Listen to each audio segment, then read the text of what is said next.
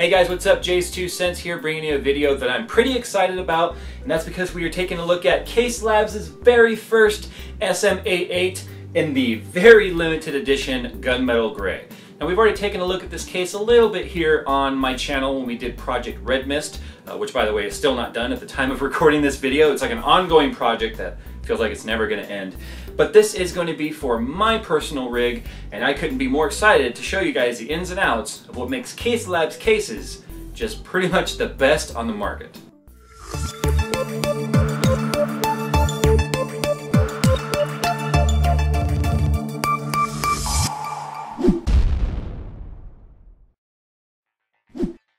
Okay, now before I get into the review, I want to tell you guys a little bit about the company CaseLabs.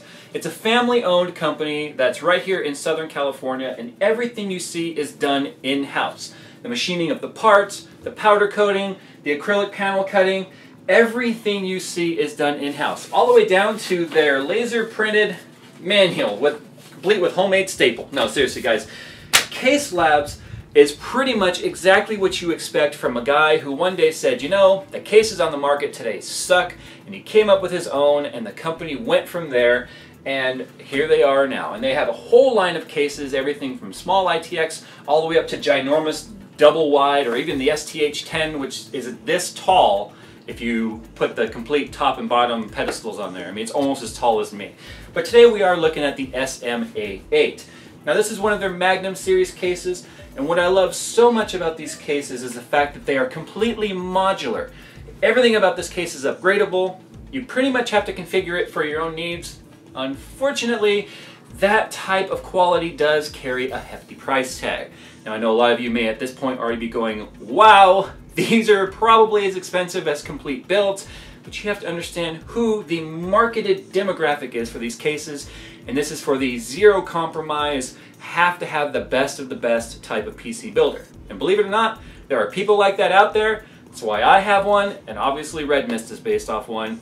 If you go and check the overclock.net forums and look at their builds, you'll find CaseLabs cases everywhere. So the people out there are recognizing if you want the best, that's exactly what this is. And I want to point out, I received absolutely no monetary compensation of saying they are the best. This is purely my opinion. I just have to put that out there because I know some of you guys may be wondering. Now, everything in this case is aluminum. There's no steel, there's no plastic. Completely 100% aluminum. Now first things first, we're going to go ahead and get the door out of the way. Simply open it up and lift it off. Bam, the door is completely out of the way. Now the SMA8 here features a couple of really unique things. Now they were one of the first companies, if not the first company, to actually market the removable motherboard tray. It's got 4 thumb screws here that pop out. They're spring loaded and they don't come out, so you don't lose them. Motherboard tray pops right on out. There it is. You can put your motherboard on, your graphics card, get everything ready to go on here, and simply slide it back in the case when you're done. And God, I really love this gunmetal color, I just have to admit. Now actually, I'm going to stop right here for a second, and before I get too far into the review, I want to point out that my case did come assembled because I live local to them in Southern California. We were able to pick it up, and it was already assembled. Now in order to combat shipping charges by shipping a behemoth like this, it does come flat packed. That means all of these parts are completely flat inside of a box and you have to assemble it.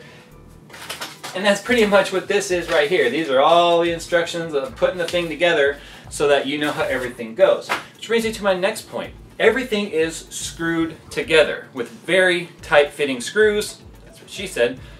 Which means that there's absolutely no rickety, no creaking, no movement in this case whatsoever.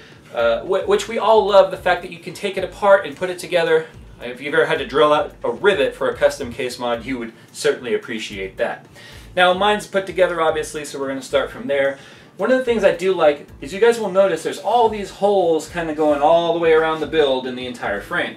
These are what they call their accessory mounts, and they sell different pieces, different bars that you can install that can, you know, be placed across here to give you some sort of accessory support if you want to do something custom.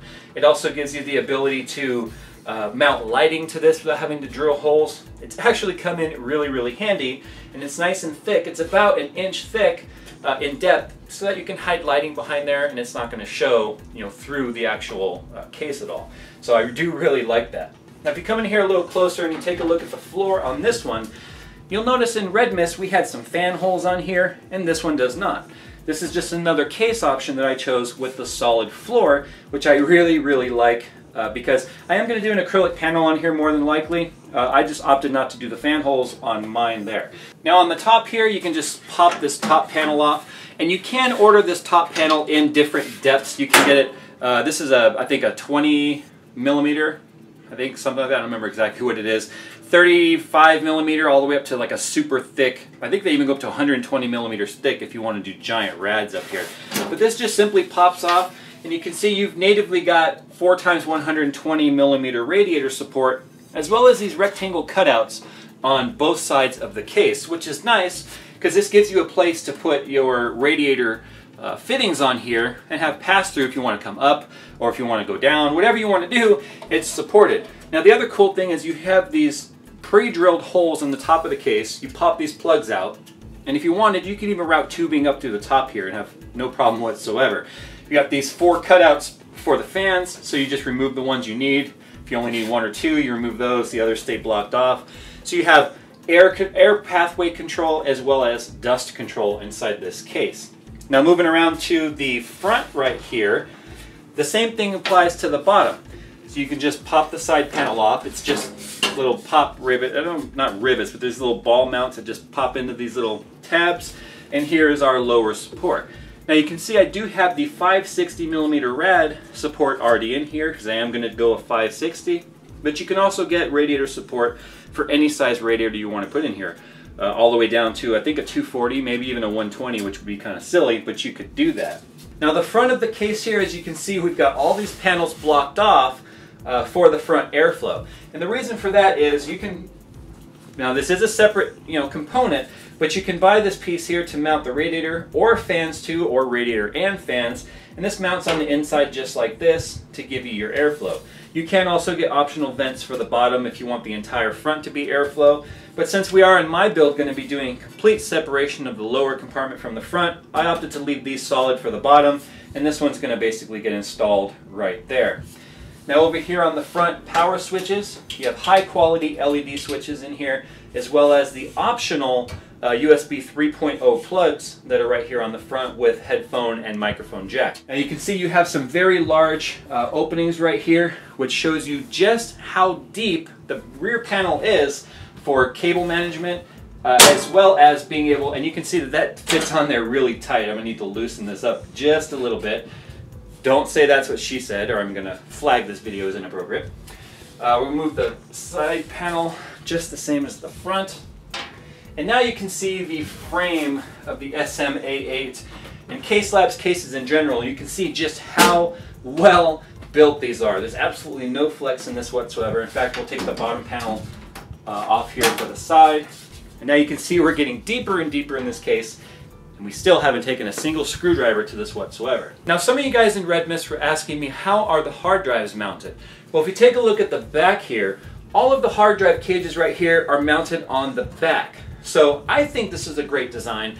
I don't like having my hard drive cages in the visibility portion of the case. That's why I don't like my 900D. It's got the hard drive cages sitting right there. I think it's really ugly. They hinder airflow.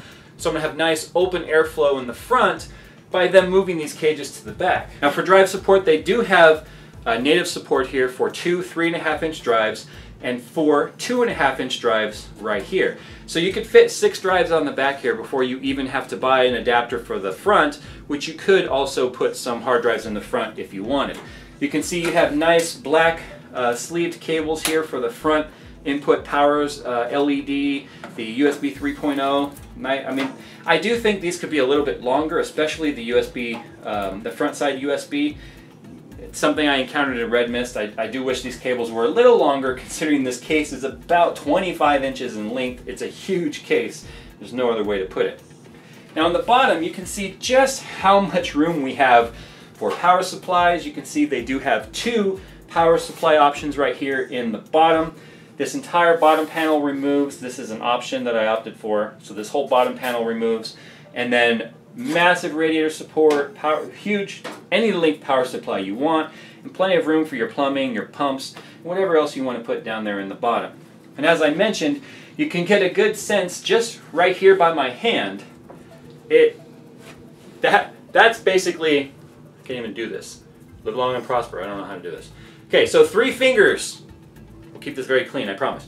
3-finger depth is how much depth you have right here. Now I could scientifically just bust out the ruler, which would probably make a little more sense. But I'm going to say we've got 3 J-finger depth for cables. Bottom line is, plenty of cable management room back here. And you can even run 1/2-inch tubing all up through here and have no problem whatsoever.